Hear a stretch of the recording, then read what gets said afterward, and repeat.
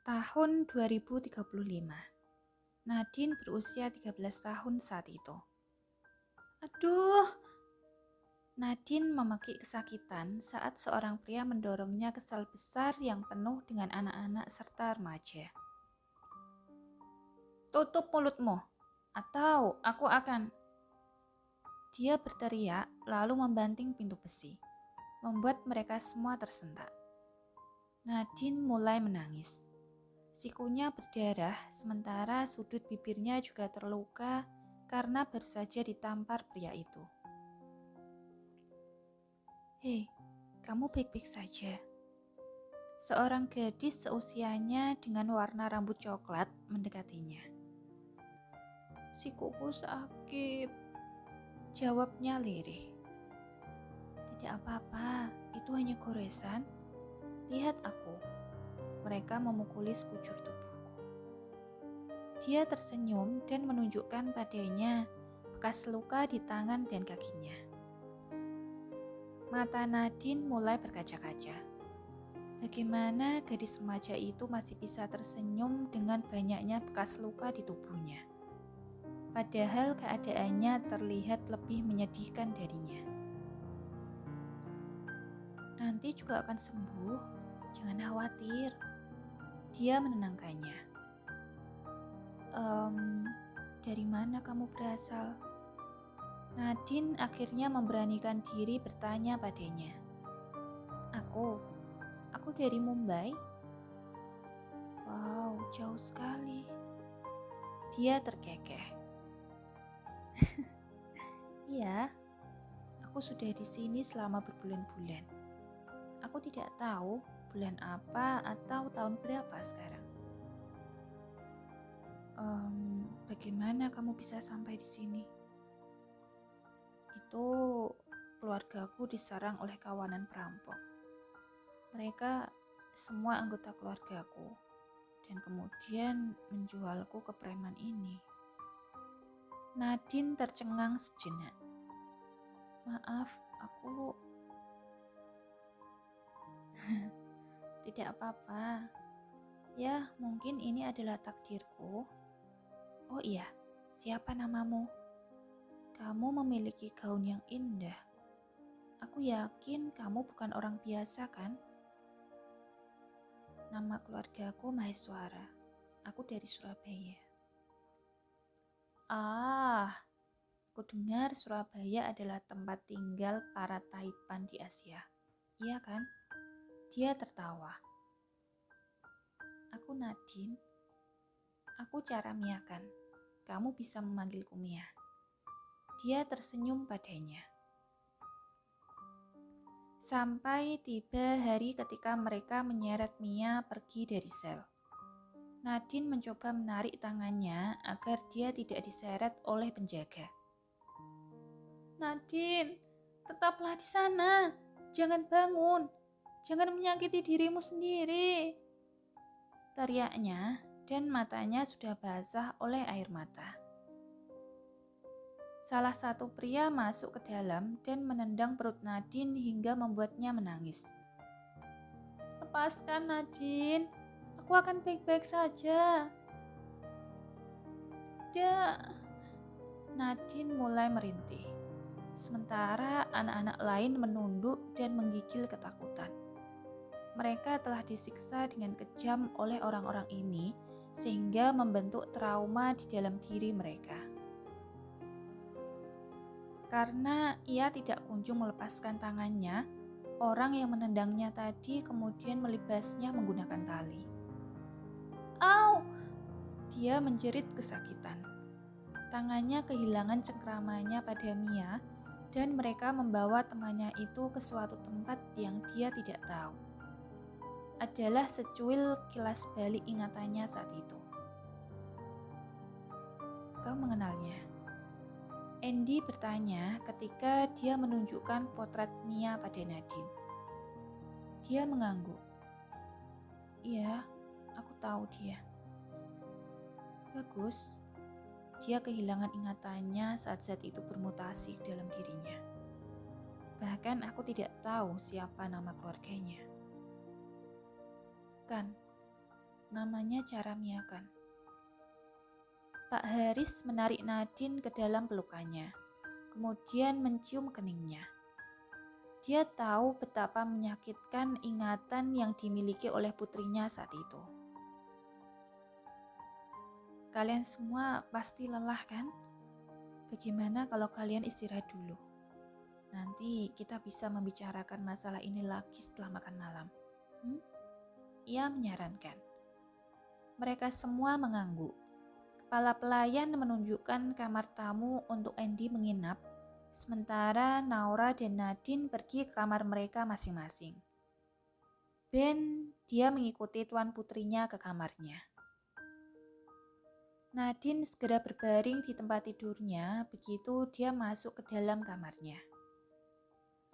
Nyaman sekali. Jangan lengah di depanku, Tuan Putri, kata Ben acuh tak acuh dan dia duduk di sofa. Oh, maaf, aku lupa jika kamu masih ada di sini. Baiklah, aku akan kembali sekarang. Dia merajuk. Ayolah, Ben, kemarilah, aku perlu bicara denganmu. Dia duduk dan menepuk tempat tidur di sampingnya. Tidak, kamu bukan kekasihku lagi sekarang. Jadi aku akan tetap duduk di sofa. Dia terkekeh. Ya, ini adalah poin baiknya. Nadine mengubah nada suaranya menjadi serius. Aku membutuhkan semua info tentang V saat dia bersama suamiku malam itu. Bukankah Dev sudah melakukannya? Maksudku, mereka sudah melakukan tes kan? Iya, tapi aku tidak yakin dengan hasilnya. Dia bilang dia tidak ingat sama sekali apa yang terjadi malam itu. Sementara dia bisa pulih dari dosismu. Bukankah itu aneh? Tapi itu sudah lama kan? Sudah berbulan-bulan. Mungkin tidak ada jejak lagi sekarang. Bagaimana kalau ternyata mereka benar-benar melakukannya? Nadine menyipitkan matanya dan melemparkan bantal tepat ke mukanya. Au! Suamiku tidak akan pernah melakukan hal seperti itu. Oke, Tuan Putri, aku mengerti. Dan juga, apakah aku pernah kehilangan ingatan? Ben membuat ekspresi kebingungan. Sepertinya ada sesuatu yang kulewatkan, tapi aku tidak bisa mengingatnya. Tidak ada yang salah dengan ingatanmu. Aku telah memeriksanya ribuan kali setelah aku tahu tentang kondisimu. Dia meyakinkannya. Tapi bagaimana dengan Dev yang pernah terluka berkali-kali di masa lalu karena dirinya? Apa yang sebenarnya terjadi di masa lalu? Dia hanyut dalam pikirannya. Oke, aku harus menemui ayahmu sekarang. Istirahatlah. Ben berdiri dan berjalan keluar dari kamarnya. Oke. Setelah Ben menutup pintu, dia kembali berbaring di tempat tidur. Dan dalam hitungan menit dia tertidur. Drrrrt. Nadine menggosok matanya pelan ketika dia merasakan sesuatu bergetar di dekatnya. Dia mengangkat panggilan di handphonenya tanpa melihat nama si penelepon. Halo. Dia berkata dengan suara yang masih sedikit serak dan seksi. Jangan membuat suara seperti itu sayangku, atau aku akan benar-benar terbang ke sana sekarang. Dev di seberang telepon berkata dengan suara yang dalam membuat jantung Nadine mulai berdebar. Maaf, aku tidak menghubungimu lebih awal. Aku terlalu lelah, aku baru saja bangun tidur. Tidak apa-apa, hanya beberapa jam dan aku sudah merindukanmu. Nadine terkekeh. Aku juga. Haruskah aku datang ke sana sekarang?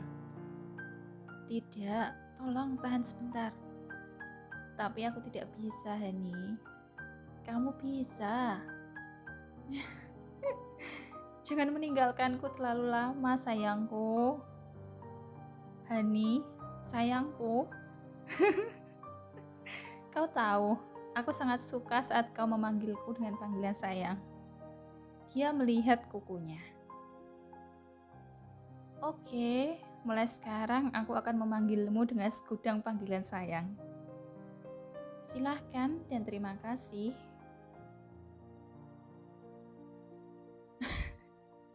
Hani, aku tidak bisa berbicara denganmu lebih lama dari ini. Aku benar-benar bisa nekat terbang sana sekarang. Dev menutupi wajahnya yang sudah merah merona dengan telapak tangannya. Nadine terkekeh. Oke. Nanti aku akan menghubungimu lagi sebelum tidur. Oke, sampai jumpa sayangku. Dia mengakhiri panggilan dan menutup matanya. Aku mencintaimu, Dev. Tapi kapan aku menyakitimu? Semua anggota keluarga Maeswara berkumpul di mansion setelah mendapat telepon dari Pak Haris, termasuk Tante Ginny dan suaminya. Noah, putra pertama Pak Haris, juga terlihat datang bersama istri serta bayinya. Istrinya baru saja melahirkan bayi laki-laki yang sehat bulan lalu, tepat setelah Nadine diboyong suaminya ke Bandung.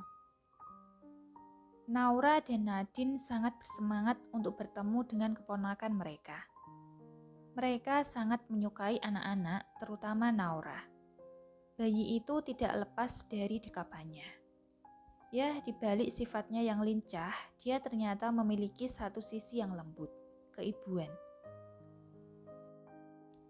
Perhatian semua, hari ini aku mengumpulkan semua anggota keluarga di rumah ini untuk merayakan kepulangan kedua putriku. Terutama putriku yang nakal, Naura.